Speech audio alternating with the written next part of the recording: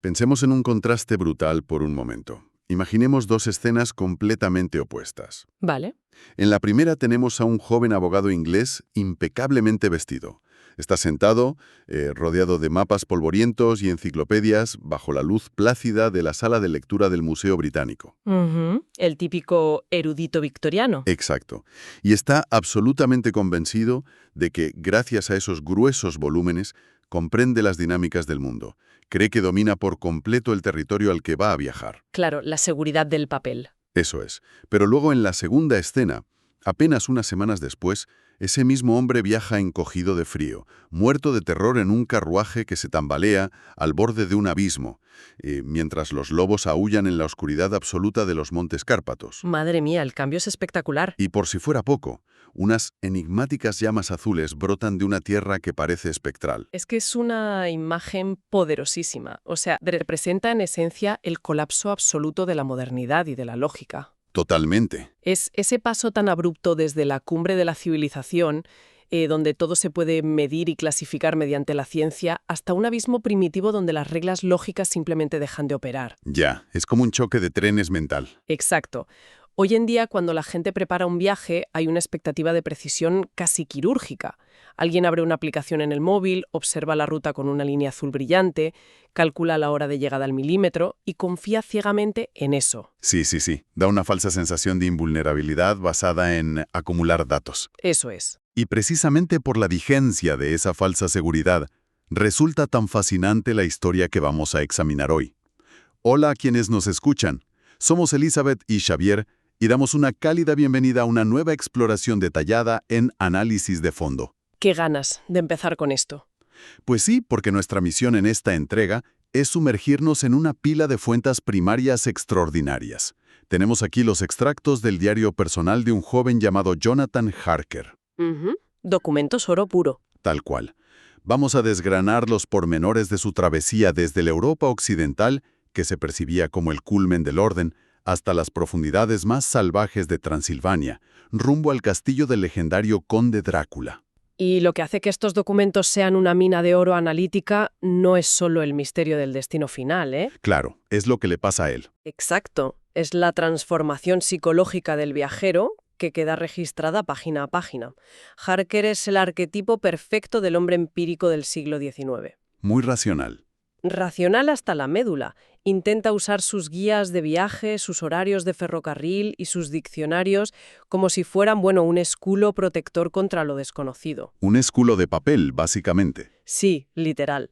A través de la tinta de sus anotaciones, vemos en tiempo real cómo ese mundo de certezas inquebrantables se agrieta y se desmorona, ante fuerzas inexplicables. Vale, vamos a desgranar esto, porque antes de que el viaje adquiera esos tintes abiertamente sobrenaturales, es imperativo establecer cómo funciona la mente de este hombre.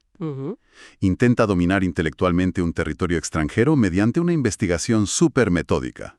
Y lo primero que salta a la vista en su diario es una obsesión casi cómica con el control del tiempo. Lo de los trenes. Sí. Sale de Múnich, llega a Viena y anota con una mezcla de indignación y superioridad que el tren llevaba 1 hora de retraso. Qué atrevimiento, ¿no? Un tren con retraso. Ya ves, y llega a reflexionar que por lo visto, cuanto más se adentra uno en Oriente, menos puntuales son los trenes. Lo fascinante aquí es que esa queja sobre los trenes es mucho más que el gruñido de un turista insatisfecho. Claro. Es la primera señal de alarma de que su marco de referencia europeo industrial está fallando. Los trenes en esa época eran el gran símbolo del progreso, la promesa de que la humanidad había conquistado las distancias. Eran la joya de la corona de la lógica. Eso es. Al notar que pierden su precisión matemática, Harker está registrando que está abandonando la zona de confort de la lógica. Pero claro, en lugar de inquietarse, su mecanismo de defensa es refugiarse en la preparación académica previa que hizo en Londres. Y es fascinante observar cómo aborda ese paso previo por el museo. Él relata que dedicó todo su tiempo libre a meterse entre estanterías, leyendo febrilmente y memorizando mapas sobre Transilvania. Como si hubiera un examen al final del viaje. Exactamente.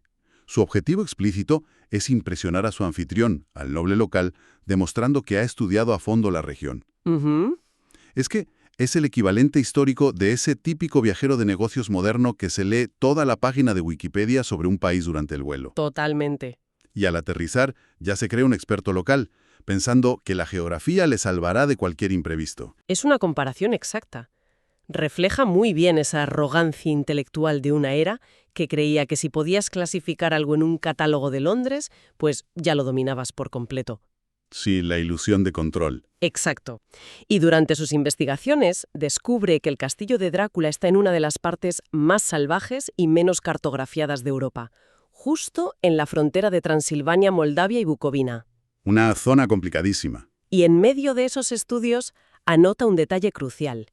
Lee que todas las supersticiones conocidas en el mundo parecen haberse reunido allí en los Cárpatos, como si el lugar fuese el centro magnético de un remolino de supersticiones.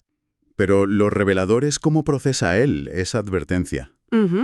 Porque cuando lee sobre ese remolino de supersticiones, no siente el menor atisbo de peligro. Nada, cero. Cero. Lo registra en su cuaderno de una forma clínica. Para él es un simple dato pintoresco, un tema de conversación exótico para la sobremesa con el conde. Claro, como una curiosidad cultural. Eso es. Procede a enumerar las etnias, sajones, valacos, magiares, y menciona con tono muy erudito que los esqueleyos afirman descender de Atila y los hunos. Toda su armadura está forjada con clasificaciones académicas. Y lo fascinante aquí es comprender cómo opera esa armadura psicológica. Su mente procesa el entorno solo a través de un empirismo muy frío. En su época, nombrar y categorizar equivalía a tener el control. Si le pongo nombre no me puede hacer daño. Exacto. Sus diarios no son solo un registro de viaje romántico, son una herramienta desesperada para imponer una estructura lógica sobre un entorno que instintivamente le resulta incomprensible. Mientras pueda escribir y organizar la información, la ilusión de control se mantiene intacta. O, bueno, al menos sobrevive hasta que sus botas pisan las calles del pueblo de Bistritz. Y ahí, en Bistritz, es exactamente donde esa ilusión de control choca frontalmente contra la cruda realidad. Menudo golpe de realidad, además. Tremendo. Pasamos sin frenos de la cómoda teoría sociológica a la práctica de un miedo visceral. Harker se aloja en el Hotel Golden Crown, que le había recomendado el propio conde Drácula. Al principio, todo parece ajustarse a un viaje de negocios normal. El protocolo sigue su curso cuando recibe una educada carta de bienvenida. La inclusión de esa carta es un detalle extraordinario. Sí. Es un documento súper formal, redactado en un tono exquisito y muy hospitalario. El conde le indica con precisión que al día siguiente un carruaje lo estará esperando en el desfiladero de Borgo. Todo muy logístico, muy de abogado. Claro, es el tipo de correspondencia a la que Harker está perfectamente habituado. Representa su mundo predecible de contratos. Sin embargo, la reacción que el simple nombre de Drácula provoca en la gente real de Bistritz hace saltar por los aires todo ese espejismo. El cambio en la atmósfera es drástico. Harker baja para pedirle al posadero información sobre la ruta, esperando pues la amabilidad típica de un hotel. Y este hombre, que hasta hacía 5 minutos hablaba un alemán perfecto, de repente se queda pálido y finge que no comprende ni una sola palabra. Es que es muy fuerte esa reacción. Sí, sí. Él y su mujer intercambian unas miradas cargadas de un terror tan auténtico que traspasa cualquier barrera del idioma. Se persignan compulsivamente y se niegan en redondo a hablar. Un silencio de hielo. El pesado silencio de esos posaderos transmite un mensaje mucho más contundente que todas las enciclopedias de Londres juntas. Totalmente. Y esto plantea una pregunta importante sobre el peso y la validez de las distintas formas de conocimiento. A ver, explícame eso. Pues que tenemos un choque de dos mundos. Por un lado, el conocimiento escrito y estructurado, la carta del conde y los horarios de trenes. Y por otro, la antiquísima tradición oral y el comportamiento humano instintivo. Claro. El instinto puro. Harker viene de una metrópolis que adora el texto impreso, pero ahí se topa con un folclore vivo. Ese silencio impenetrable de los lugareños es conocimiento ancestral. Ellos saben algo terrible que los libros nunca documentaron. Y ese terror local que se ve en el pánico de sus ojos empieza a resquebrajar seriamente la confianza de nuestro protagonista. Sin duda. Y esa grieta se hace inmensa con la escena de la anciana en su habitación. Uf, esa escena es clave. Es súper intensa. Poco antes de partir, esta mujer sube desesperada y le advierte que esa misma noche es la víspera del día de San Jorge. Le explica que a medianoche todas las cosas demoníacas tendrán pleno poder. Se arrodilla frente a él, suplicándole entre lágrimas que no vaya. Y al ver que el obstinado abogado no cede porque tiene compromisos de negocios, Ella hace algo radical. Sí, Se arranca un crucifijo de su propio cuello y, temblando, se lo cuelga al inglés. es un instante de colisión cultural profundísima. Para la anciana, la prioridad es la supervivencia del individuo. Para Harker, la prioridad sigue siendo cumplir el contrato. Es que no ve más allá de sus narices comerciales. Exacto. Él ve el viaje como una transacción mercantil ordinaria, mientras que la mujer lo reconoce claramente como un descenso directo a las garras de la muerte. Pero aquí me gustaría hacer un apunte, porque hay que cuestionar esa supuesta racionalidad inquebrantable de la que presume Harker. A ver. Resulta imperativo recordar que es un devoto de la Iglesia anglicana. Él mismo escribe que, por su educación, está acostumbrado a ver esos crucifijos físicos como símbolos de idolatría.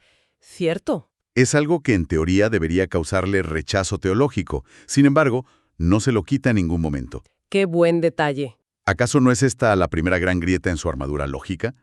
Por muy superior que se considere, el simple hecho de aceptar y conservar ese amuleto demuestra que el terror del ambiente ya le está contagiando de lleno, ¿verdad? Es una deducción brillante y supercentral para entender al personaje. Ese acto silencioso de no quitarse el collar marca la primera victoria del miedo primitivo sobre su razón cultivada. Totalmente. Él, en un intento por salvar su ego, anota que habría sido una gran descortesía rechazar el regalo de una anciana con buenas intenciones. Qué excusa tan victoriana. Ya ves, encubrir el miedo instintivo bajo los buenos modales. Pero la realidad es que la vulnerabilidad ya está ahí.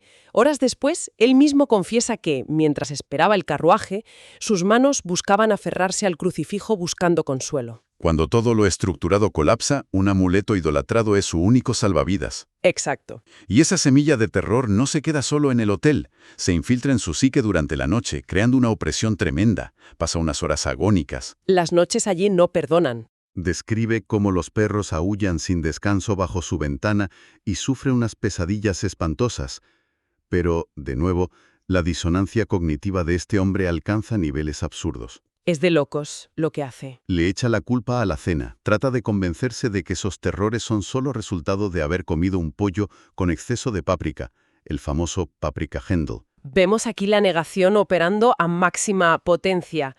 Es súper fascinante ver a un intelecto tan meticuloso buscando excusas mundanas mientras se hunde en la paranoia. O sea, un pollo picante. Claro, porque si la causa de las pesadillas es una indigestión, el universo conserva su orden predecible.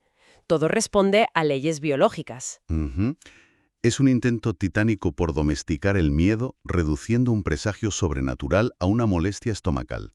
Admitir la verdad implicaría aceptar que sus mapas no valen para nada. El nivel de negación es tal que incluso almota que debe pedirle la receta del pollo para su prometida en Inglaterra. Es que tiene tela. Está rodeado de presagios de muerte y piensa en llevarse un recuerdo gastronómico. Pero aquí es donde se pone realmente interesante.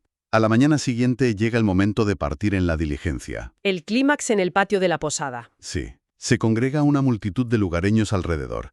Y desde luego no agitan pañuelos deseándole buen viaje. Empiezan a santiguarse con solemnidad y a apuntarle extendiendo 2 dedos. Para protegerse del mal de ojo, sí. Exacto. Y la reacción de Harker es digna de estudio. Cualquier persona normal, al ver a todo un pueblo terrorizado dándole por muerto, bajaría el equipaje y saldría corriendo. Sería lo lógico. Es como el protagonista de una peli de terror que, cuando le gritan que no entre al bosque maldito, en vez de huir, pues saca tranquilamente un diccionario para traducir la etimología de los gritos. Es que es literalmente lo que hace. Literal. Saca de su bolsillo su diccionario políglota para traducir lo que murmura la multitud horrorizada. Y los hallazgos de ese pequeño diccionario son escalofriantes. Ya te digo. Logra traducir vocablos como Ordok, que significa Satanás, Pokol, que es infierno, Estregoica, bruja, y términos como Brolok o VLKOSLK, que designan al hombre lobo o al vampiro. Palabras mayores. Sí. Su librito le está dando el inventario completo de los horrores que le aguardan. Pero hay una razón muy profunda para hacer esto en medio del pánico. ¿Es acaso una forma de encapsular el peligro a través del lenguaje? Lógico. Claro, aislarlos en el papel. Es el último acto desesperado de una mente empírica. La lógica es, si logro aislar la palabra y encasillarla como un sustantivo mitológico, ese horror pertenece al dominio inofensivo del lenguaje, no a la realidad. La lingüística usada como escudo frente a lo sobrenatural. Qué mecanismo tan complejo y tan inútil. Inútil del todo. Porque ese escudo de diccionarios y el pimentón Se evaporan en cuanto la diligencia se adentra en la majestuosidad implacable de los Cárpatos. Ahí cambia todo. El paisaje empieza a reflejar su propio descenso psicológico hacia las sombras. Al principio, de día, todo le parece idílico.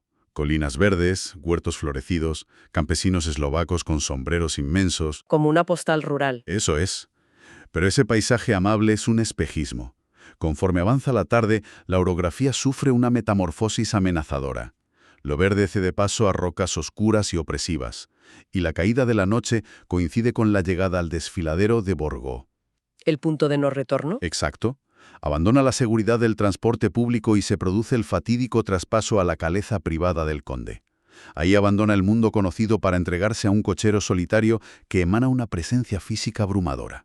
¿Y las palabras que emplea para describir a ese cochero? Son sobrecogedoras. Cuenta que cuando el hombre le ayuda a subir, su mano lo apresa con una fuerza sobrenatural. Dice literalmente que era como una prensa de acero. Uf, qué grima. Una fuerza que paraliza. Y a partir de ahí, el resto del trayecto transcurre en una oscuridad asfixiante.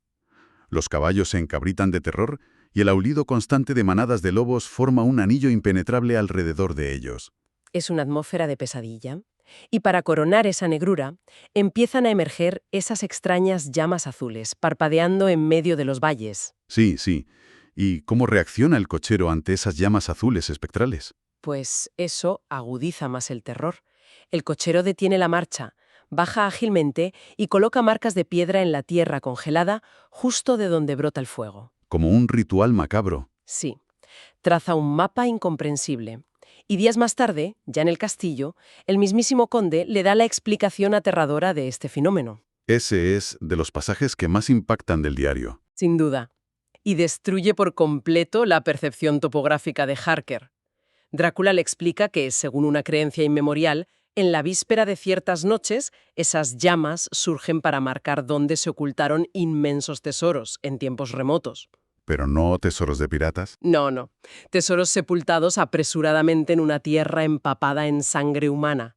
Una geografía moldeada por guerras de exterminio brutales entre valacos, sajones y el Imperio Otomano. ¡Qué horror! Decenas de miles murieron masacrados allí, ocultando sus cosas en la tierra segundos antes de perecer. Entonces, ¿qué significa todo esto? Si conectamos esta progresión física a través de montañas ensangrentadas, vemos la total desintegración interna de Jonathan Harker. Empezó siendo un inglés altanero quejándose del tren, aferrado a sus mapas, y acaba zarandeado en una caleza, en oscuridad absoluta, acorralado por lobos y viendo fuegos que marcan fosas comunes de hace siglos. Su civilización se ha evaporado. Y si conectamos esto con el panorama general del pensamiento de esa época, la conclusión es demoledora. Transilvania ya no es una enumeración de datos geográficos. Es una entidad viva. Exacto, indomable y cimentada sobre la muerte.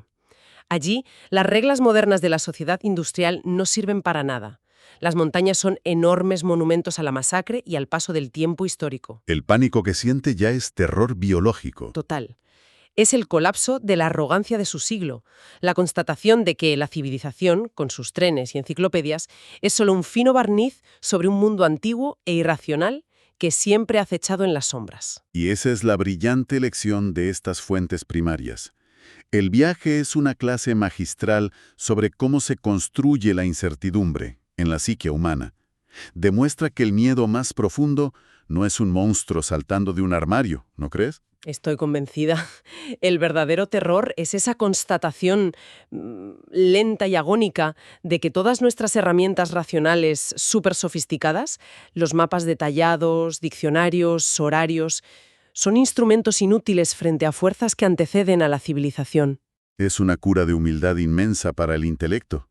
Nos deja meditando sobre la extrema fragilidad de nuestras certezas. Y esto nos conduce a un pensamiento provocador para cerrar. A ver. Los teléfonos móviles para tener ilusión de control. Cabe preguntarse, ¿cuál sería el equivalente moderno exacto de ese pequeño crucifijo de madera, apretado en las manos temblorosas justo antes de entrar en una vasta zona sin cobertura? Qué buena reflexión. Es fascinante e inquietante. Demuestra que, sin importar cuántas capas de tecnología le pongamos al mundo, nuestra vulnerabilidad ante lo desconocido permanece inalterable. Es una verdad universal. Ha sido un privilegio desgranar la profundidad de estos documentos hoy. Nos despedimos cordialmente por esta vez, manteniendo vivo este espíritu de exploración. Así es. Esperamos que la audiencia haya disfrutado de esta inmersión en los misterios de los Cárpatos, tanto como nosotros. Por favor, no olviden suscribirse al canal para no perderse la próxima aventura en Análisis de Fondo. Hasta la próxima. Ha sido un placer. Hasta la próxima y recuerden mantener siempre una mirada atenta hacia aquello que se oculta bajo el manto de la oscuridad.